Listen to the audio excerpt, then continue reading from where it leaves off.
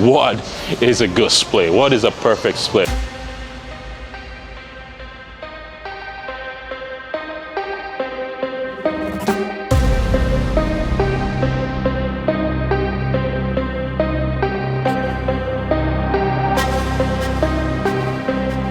What's going on, SAMOKFIT, checking in with you guys, and we are back with another video. So you see the title of the video, and I'm about to answer this question because arguably this is probably one of the most common questions that I get in comments or any post that I make.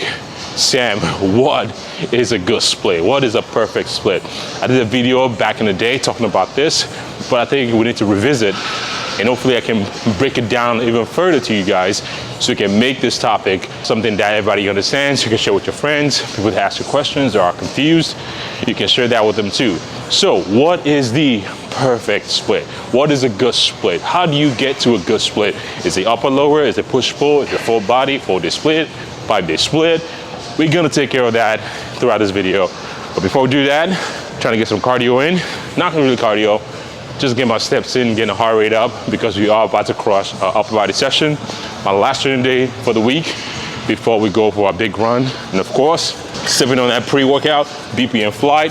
First look in the description. 10 more minutes on here, get the body core temperature up. We're gonna crush some titties. All right, so we just finished with an incline press movement. So on bench day or push day, chest focus day I should say, I like to focus on my incline movement first because generally speaking, most people are typically weaker when it comes to incline movement compared to like a flat bench press or dumbbell press, any sort of horizontal movement, right?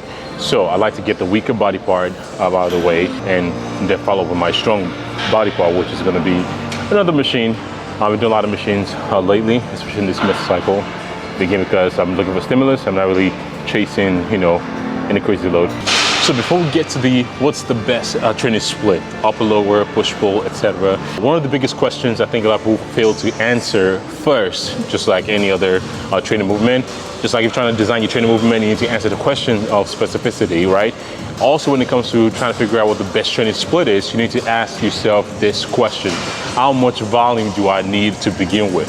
If you can answer the question, how much volume you need, then it's gonna give you a little more direction as far as, okay, what my split should look like. So if you need me to, for instance, let's say you need 12 sets of total chest volume, and 12 sets of, let's say that's your minimum effective volume, meaning that's the volume that you need to stimulate growth and be able to recover after each training session. That's the minimum requirement that you need. So when you figure out, okay, I need 12 sets, I can spread that across 4 different movements that I want to incorporate into a certain mesocycle. And when you figure that out, okay, that's going to tell me, okay, can I do 3 to 4 exercises within a training session? If I don't, then that tells me I need to hit each body part twice a week. Theoretically speaking, ideally speaking, I like to train body part twice a week, and that allows me to be able to spread that volume to something like an upper lower split, or upper lower legs. If I like to train legs throughout 3 times a week, it will be an upper lower legs because I need to train my legs 3 times a week.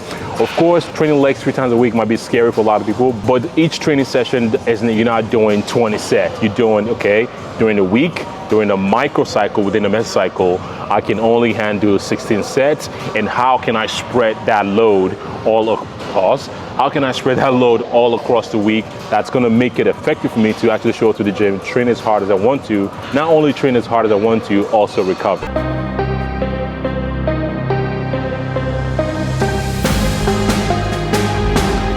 All right, so now that you figure out exactly how to kind of place your movements within the week, I think one of the challenging parts a lot of people have is to define what exactly volume is, or how do you define volume? So technically speaking, volume is defined by total amount of sets, reps, times load. But at the same time, is when you're trying to define the amount of volume or the amount of volume that you need, volume meaning the total set, not just any set, not just warm-up set, hard set. So for instance, let's say you have 5 sets total, 2 sets of warm-up.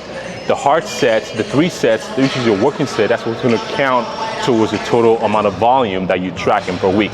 So if you need 12 sets per week in terms of volume to develop your chest, for instance, we need to be tracking the training, the hard sets that you're doing, not your warm set. Your warm set does not count at all.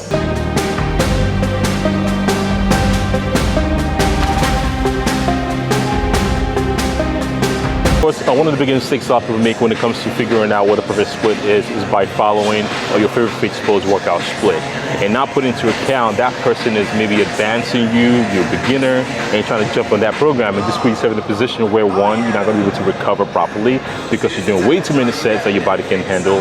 So if you follow the steps that I stated out, meaning figuring out how much volume do you need to grow your lean tissue mass, meaning what's your maintenance volume, what's your minimum recoverable volume. Once you figure that out, that will allow you to spread your training program amongst how many days you can actually train that body part and recover from that training session.